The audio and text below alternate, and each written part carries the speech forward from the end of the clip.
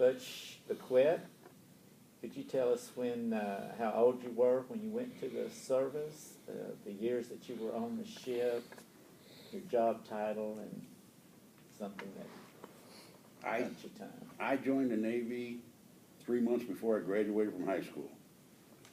And my high school, I got out of high school June 12th, and I left July 1st of 1963.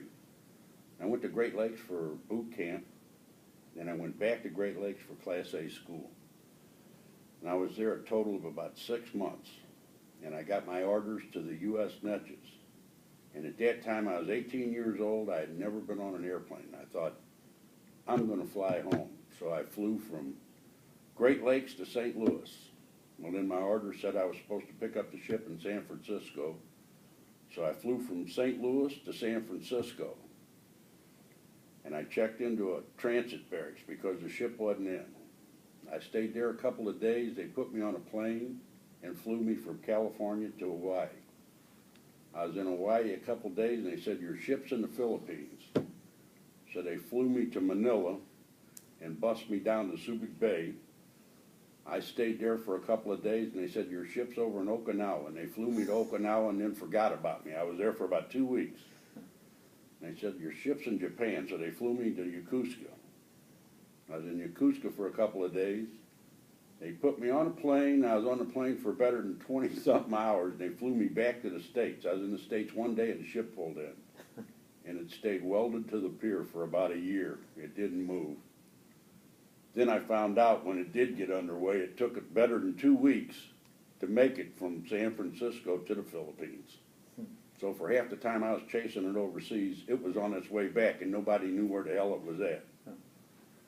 So I went aboard the ship actually in January of '64, and I didn't get off until July of '68. I was on the ship for better than 4 years.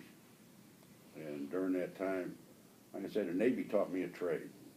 You know, what the Navy taught me to do was actually what I retired doing. Loved every minute. Made 3 tours over in Vietnam, you know, the South China Sea, and made second-class machinist mate. So we did all the work on the main engines. I spent a lot of time down in the hole, you know, but I enjoyed. A guy can't remember the bad times. You just can't. All you can remember is the good times. And the people that you've met, you know, through the years. And then with this association, this was almost like going back in boot camp. You know, you went into boot camp and you met these guys from all over the States. It was the same with this. It was just like going back in for the first time.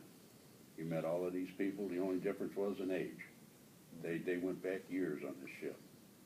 You know, I can't say enough good about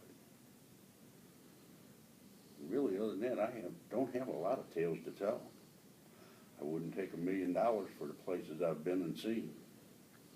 You know. So, The time that you were around Vietnam, were there times that the ship was you felt like was in danger, or? You know, it depends on who you talk to. The guys topside, they know a lot different stories than I do. I was down below, you know. I never felt really threatened. You know, I know I used to sit out on the cargo deck at night.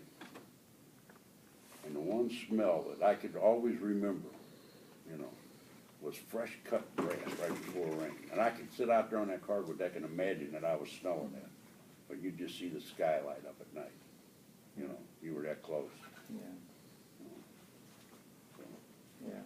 Okay. All right. Is that what? I really don't have. I don't have nothing bad to say, Sam. I can't think of no tall tales to tell. You know, I was just a young man. You know, I spent better than 4.5 years on that ship, and I got married right before I got off. Met my wife out there. So that's really about it. Appreciate it. Thank you for sharing with us. I wish I could share more. Yeah, well, you did. Well, I say I got to Thanks a be lot. proud of. I don't think he wants to tell us the stories. That's the problem there. No, most of them stories everybody's heard. You know, I'd just be repeating them. Well, everybody has a different perspective. You know, and some of the stories I don't want, you know. I thought Carl Bross, he really played up the baseball thing, Oh. but these other guys, No big deal. Carl talked about how they never lost the game and they won the championship, and it's like they won.